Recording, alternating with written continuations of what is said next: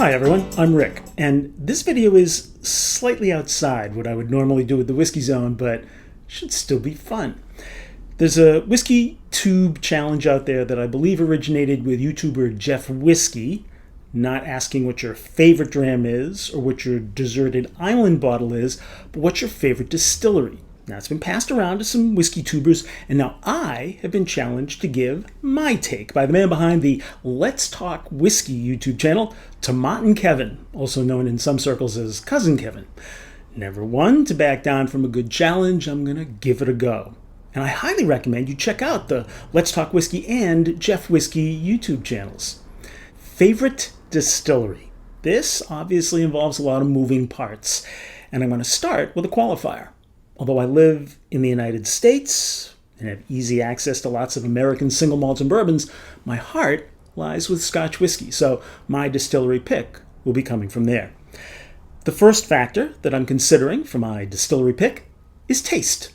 What they produce has got to be engaging and flavorful. And tied directly to that, the second thing is consistency. I have to know that the stuff I pour is reliable and relatable from bottle to bottle. Number 3 is availability. As I said, I live in the US, so I can't put a distillery on my list that never crosses the Atlantic or that I have to pay outrageous shipping costs to get. Sorry, Fragrant Drops and Daft Mill.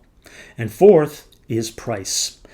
There are so many amazing whiskeys out there that are $100 or less that I can't see putting a distillery on my list that regularly wants me to dig deeper into my wallet. Yeah, once in a while that's okay, but you know. Now, I have one more qualifier.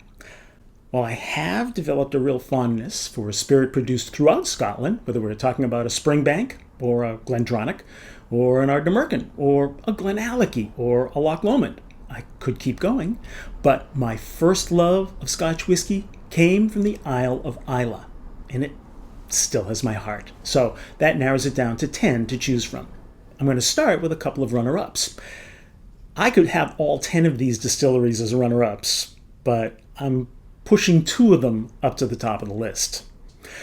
Bunnahabhain is such an amazing distillery. I don't think there's anybody else out there who's doing what they're doing when it comes to unique wine cask maturation on a regular basis. Manzanilla, Banyuls, Rioja, Amarone. I mean, I get to broaden my wine horizons as much as my whiskey palate when I drink Bunnahabhain. And they also produce some decent smoky releases. I love what they're doing. But there are 2 big reasons it didn't end up in my number 1 spot: availability and price. I can usually find their core offerings locally, but it's almost impossible to find their unique bottlings here. And when I do, the whiskey budget takes a big hit. But I still love you. My other runner-up is Ardbeg. I don't think I've ever had a bad Ardbeg. I just love everything about that distillery, from the place itself to the spirit they produce. I mean, if you invited me over to your house and put a medium-cooked steak and a bottle of Ugadal down in front of me, there's a good chance we could be lifelong friends. Now, over the last 6, 7, 8 years, it seems, Ardbeg went a bit mental. The core range stayed solid, but then there was everything else. The marketing campaigns were fun, they were creative, but there was just too many releases at way too high a price. As much as I love their fun experimentation, that kind of needless excess will keep you off the top of my list. But I'd still take that Ugadal and steak.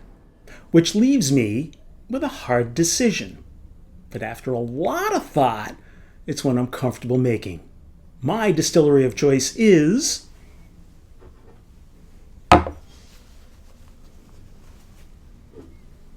Laphroaig.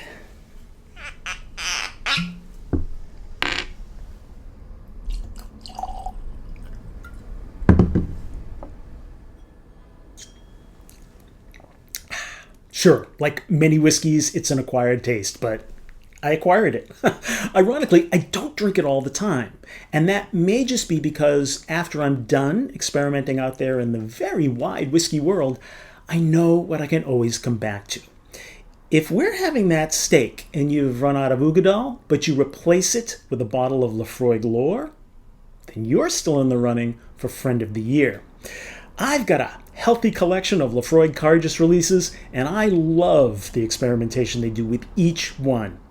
And anytime I see an independent bottler releasing a Williamson, I'm pretty sure I'm getting a lot of special flavor.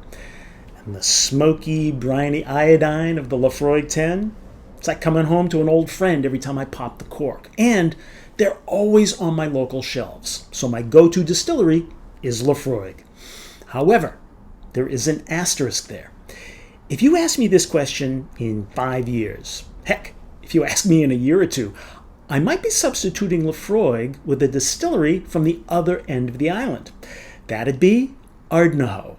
Now, their stuff is still new, but so far I've been blown away by all of their releases. And if they can keep up the quality, the affordability, and the availability, I think there might be a new Whiskey King in my house. All right, now, it's time for me to pass this challenge on to someone new. And since Kevin sent it across the pond to the US, I'm going to continue the international football kick up to Canada, to Matt at Whiskey on the West Coast. Good luck, Matt, and slàinte, everyone.